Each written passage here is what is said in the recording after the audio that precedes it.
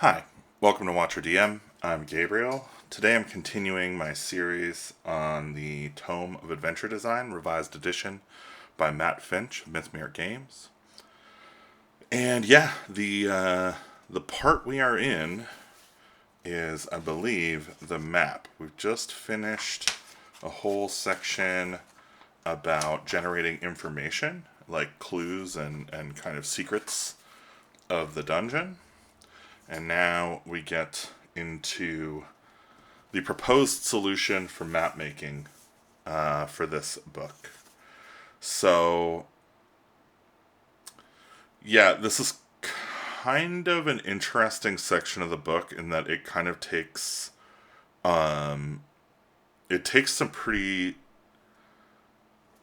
yeah, it's a little weird. I'm not gonna lie. So the way that they approach this is to say that there's like areas that get arranged, and then there's paths between areas. And I think the way that this flow chart is organized is it indicates that the entrance to the dungeon is the square, and then the circles in the dungeon are the rooms, and then the lines between the circles and the squares and the circles and the circles are the paths,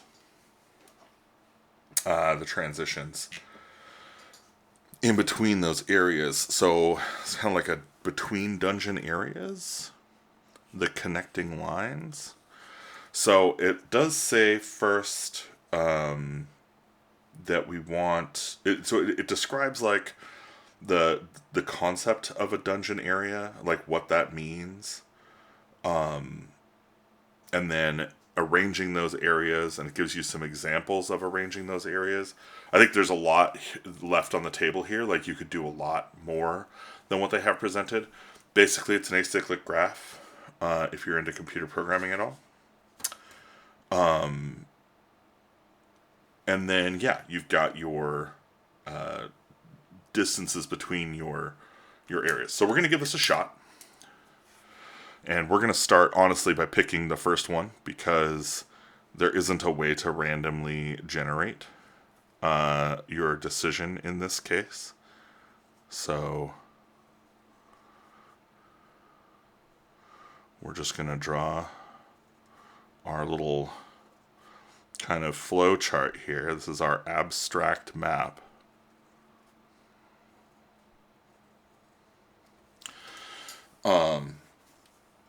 And then it says each line on the dungeon's chart of areas is a transition. That may be as simple as a door or as bizarre as a teleportation device. Roll for each transition line on your chart, determining if there's a trick associated with it, and note that all down next to the line. So it's expecting you to kind of have a little more space here than I currently have. And also, like, these tucked away lines seem like they're going to be hard to determine, but let's give it a shot. Let's not yuck anybody's yum. So we rolled a 28. So this will be a long corridor twists and curves.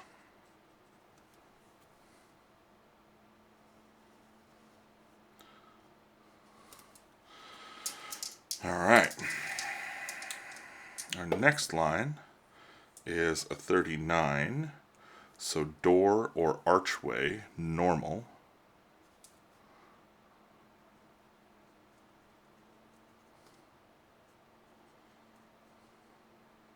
Oops.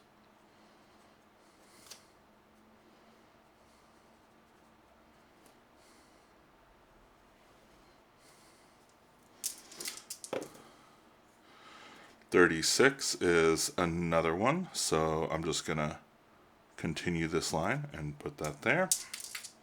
Oops, smudging my ink. Super dope. Alright, 71 is on the next page. And that is door, unusual mechanism. So this one will have door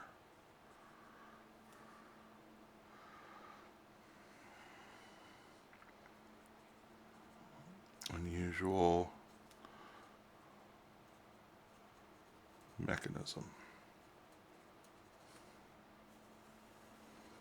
Okay. So, and then we've got two more left here. So these are the nature of the transition. Rolled a 29. That's another one of these. So this one will also apply to this. And then the last transition is a 23. Again, this same one. So there's some long twisting corridors that lead to a couple of chambers that are largely have doors to each other. One of them being two of them being normal, and one of them having an unusual mechanism. So, chance of hazard, trick added to this type of transition. So we got to roll for the long with curves corridor. We get 10%, and we get it right away. So what I'm going to do is I'm going to put an asterisk next to the ones with tricks or hazards, or hazard trick. Oh,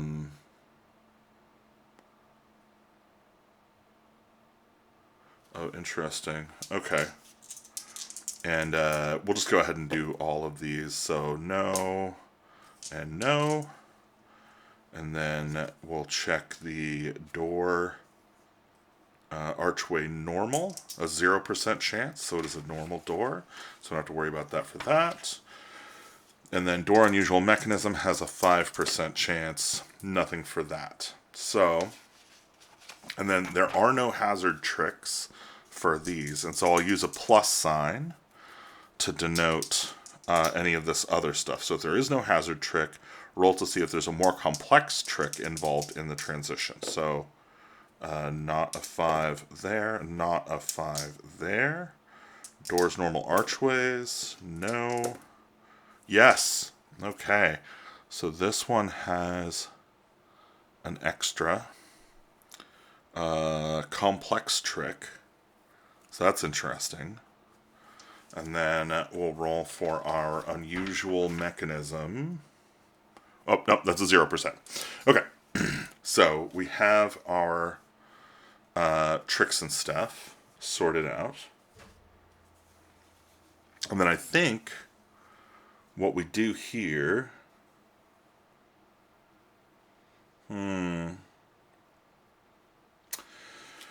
Okay. Interesting. So I think... Yeah, I think what we'll do is we're going to go ahead and check out this hazard tricks. It says they're found on 392, table 392, which is way back here. This dungeon section is going to be insane. 392, hazard tricks. So I'm going to put a little bookmark here so I can get back. And then we're going to roll up hazards or tricks. Roll once or twice depending on desired difficulty. So this one's going to be easy. We rolled a 40. Illusion of another type of obstacle. So this one is going to be illusion. Now it says it's an illusion of another type of obstacle. So I wonder if...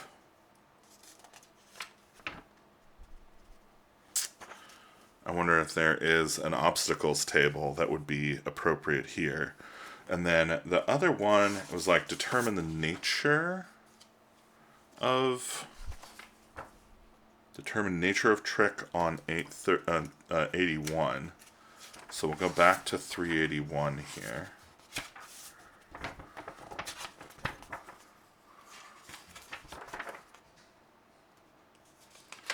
The wild card matrix for tricks. Wow, there's like we're into the next whole section here. Tricks. I love that there's a tricks section. So trick by category. So 87 is a substance trick. So this one will be substance.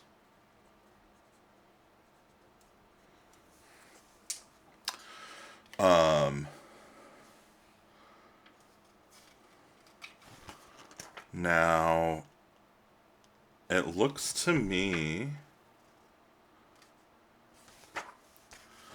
Let's see. I'm not seeing trick categories here, but maybe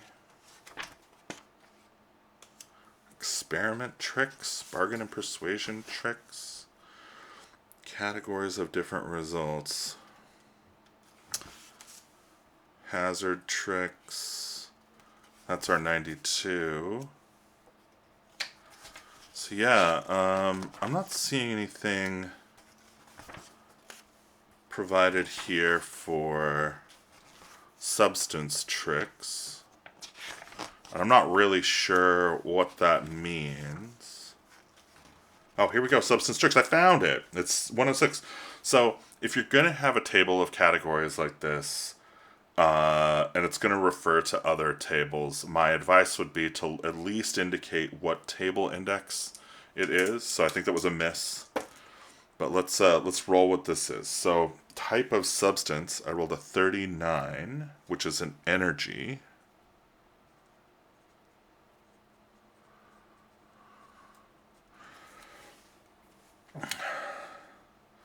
Source of substance, I rolled a 60. So mining or excavation, which kind of doesn't make any sense, but it can. I'm not super thrilled with that result. And then a 6, proximity. The source activity for the substance, seepage, mining, etc. is or was taking place right here. This is ground zero. So, yeah, I wonder if...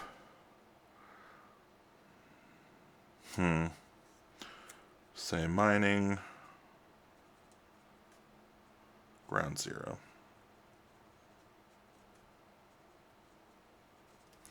For now. Okay. So, we have our passageways. We have our transitional states there, all kind of described. And then, I guess, so it is a bit unclear here.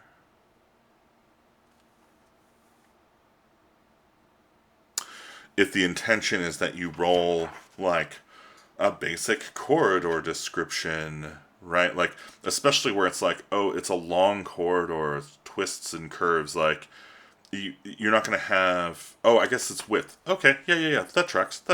Okay, yeah, let's try it out. So, for the corridors, so we got an 89. So, this will be 20 feet wide. I'm going to do the next one. Will be 18. So this one will be 5 feet. And then the next one, 24. This one will be 10 feet. Cool. So those are our 3 corridors. I need to take a quick second to grab a little coffee.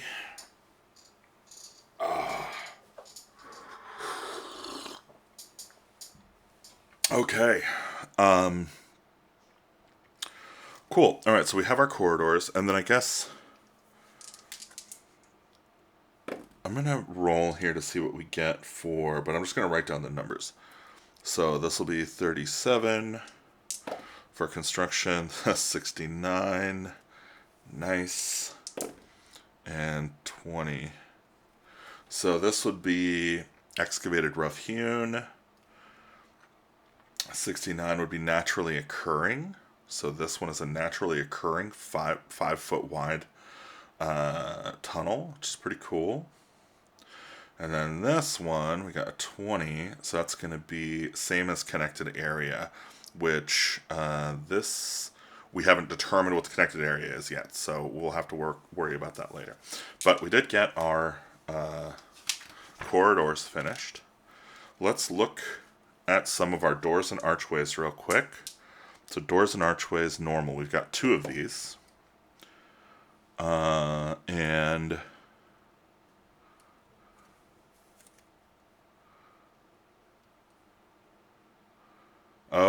let's see. Oh, finally, we're using different dice. Holy crap. Okay, so this is roll d8 for archways within an area, roll d12 for archways connecting two significant areas of the dungeon. So we're going to roll d12 here. Oop. Oh my god. The d12, though, the roller, just wants to party all day. So we rolled a 10. Okay, so this one here will be trap.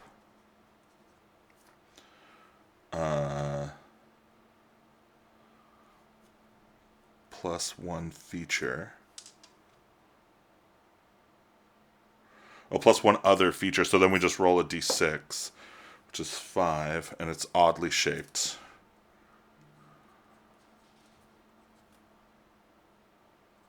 Interesting. Okay, and then this second one here, which we already know is a substance trip, is a trap, simple trap. So trap. Okay, fine. And then we've got this unusual mechanism door, which is not an archway, so we're not going to treat it like an archway. I'm not going to worry about this distinctive elements, although, you know what, hey, let's do a little bit of distinctive elements. We got a couple here. Let's roll them. Oh, double odd. Nice. Message in words. Ooh, okay, that's cool. And then 45, plants. So it's carved plants, carved message in words. I like those. What is this? Carved, draped, large, multiple, odd shape. Oh, we got odd shape. I know we have an odd shaped one. 39 with odd shape. Triangle topped arch. Okay, that's kind of cool. This is neat. This is a cool little table. If you want to juice up some archways, they've got some stuff they've got some support for that here. That's pretty great. Let's check out this normal door. Even though, yeah, this is an unusual door, so maybe normal door, unusual feature. I guess we're kind of looking for a door with an unusual mechanism. This is what we want. So roll on this column, 27. Pull up on 52. The numbered dial, 60, which is in the other room. So, okay, so this is a little silly, but like, pull up on numbered dial in other room. That's a little bit of a silly result. It's not the worst result. There's something to this, and I kind of vibe with it. I think this is good. I like also that there's other ways. There's waterways. There's teleportation things. Okay, and then it's gonna start getting into the actual topography and kind of layout of these other areas here. So what I'm going to do is I'm going to end this video here because we're already at like 20 minutes. I think we've kind of explored how the transitions work. And the next episode, I will dive into this page here, defining and developing dungeon areas. So that's the plan. Thanks for watching. If you want to help support this channel, you can do so by clicking the like button on this video, subscribing if you're interested in watching more, clicking the bell if you want to get notified when I put out new videos, which is right now about twice a week. I do flip through reviews, and then I do this. I'm going to be following up this exploration with more Sandbox Generator content, where I'm going to be kind of really going over their expansion content and some other stuff there. I've got a Kickstarter going on. Yeah, it should still be going on by the time this goes out. So A Privatized Little Hell should be on Kickstarter right now. And if you're too late for that, you can go check out Memento Bombix Mori on Backerkit. There will be links down in the description. And yeah, I hope you'll help us out. Otherwise, pick up fun adventures and content over at WatcherDM.com. Thanks for playing.